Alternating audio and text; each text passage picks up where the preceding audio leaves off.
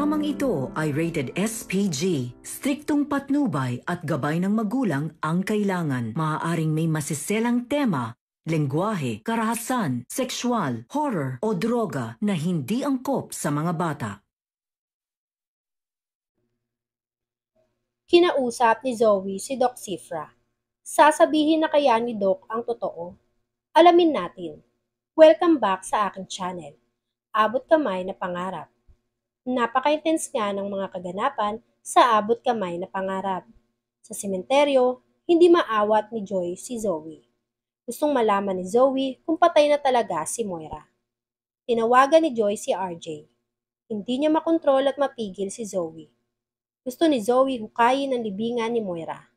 Pero hindi siya tinulungan ni Joy. Kaya naman naisipan ni Joy na si RJ ang tawagan. Dahil si RJ lang ang makakapigil kay Zoe. Nakausap ni Joy si RJ. Agad namang sinabi ni Joy ang balak ni Zoe na gusto niyang hukayin ang libingan ni Moira. Dahil hindi naniniwala si Zoe na patay na si Moira. Dahil malakas daw ang kutob ni Zoe na buhay ang mami niya. Nagulat si RJ. Kaya naman sinabi niya na pupuntahan niya si Zoe para pigilan sa gustong gawin ito. Pagkababa ng tawag, hindi mapakali si Joy. Natatakot si Joy sa paligid niya. Natatakot siya dahil gabing-gabi na. At natatakot siya sa kung ano ang mahukay ni Zoe. Dumating na si RJ sa sementeryo. Nakita niya si Zoe. Hinuhukay ni Zoe ang libingan ni Moira. Inagaw ni RJ ang pala kay Zoe. Pinagsabihan niya si Zoe na wag nang hukayin ang libingan ni Moira. Dahil nananahimik na daw ang mami niya. Galit na galit si Zoe kay Robert.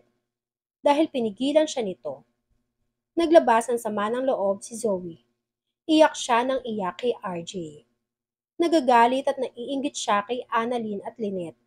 Dahil lagi na lang daw sina Annalyn ang pinapansin ni RJ. Nagagalit si Zoe dahil itsapwera siya kay RJ, na parang sila Lynette lang daw at Annalyn ang namatayan.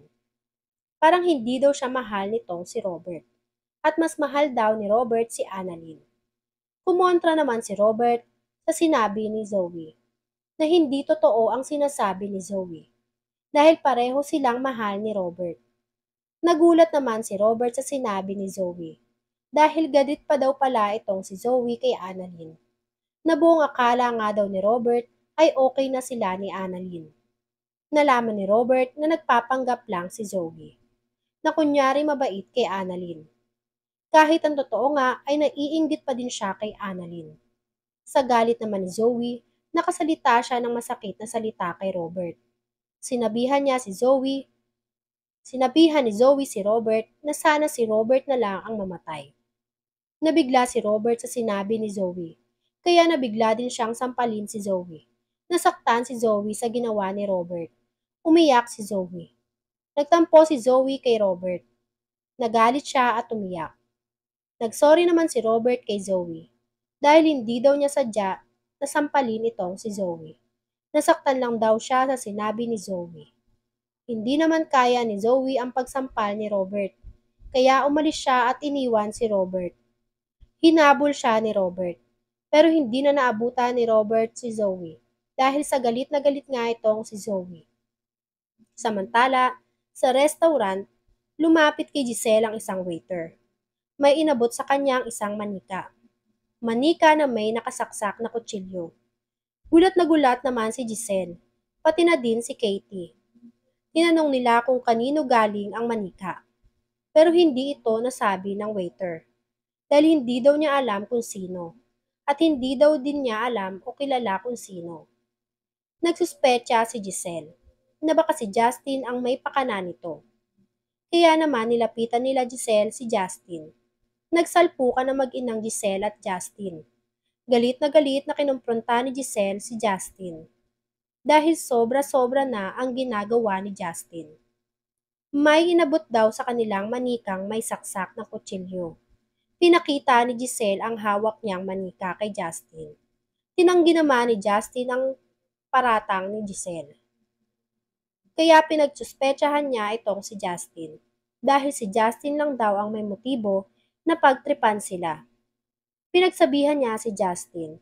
Galit naman na dumepensa si Justin dahil wala daw siyang kinalaman sa bintang ni Giselle. Hindi naniwala si Giselle kay Justin. Sinabihan niya si Justin na ginagaya niya ang style ni Moira. At si Justin daw ang pumalit kay Moira. Nagalit si Justin kay Giselle dahil hindi daw niya matanggap na kinumpira siya kay Moira. Pinagtanggol ni Justin ang sarili niya. Hindi daw niya gagawin ang bagay na yun para lang daw mapatunayan na walang kwentang ina si Giselle. Hindi nga nila alam na pinagsasalpok lang sila mag-ina ng babaeng nagmamanman sa kanila. Planado ang manika na ibinigay kay Giselle at hindi si Justin ang nagplano nito. Kaya galit na galit si Justin dahil pinagbintangan na naman siya.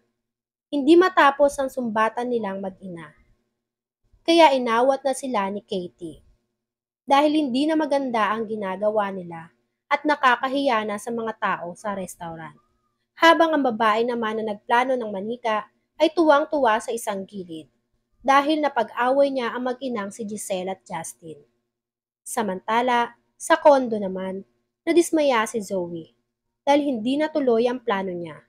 Hindi niya natuloy ang paghuhukay ng libingan ni Moira. Paalis na sana si Zoe ng kondo nang may nakita siyang isang babae na nakatingin sa kanya. Hawig na hawig ng pormahan ni Moira. Gaya nga ng nakita niya doon sa lamay ni Moira. Nakita din ni Zoe ang suot ng babae.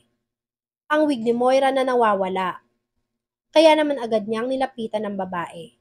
Tinawag niya ito ng mami. Pero mabilis na nakalayo ang babae.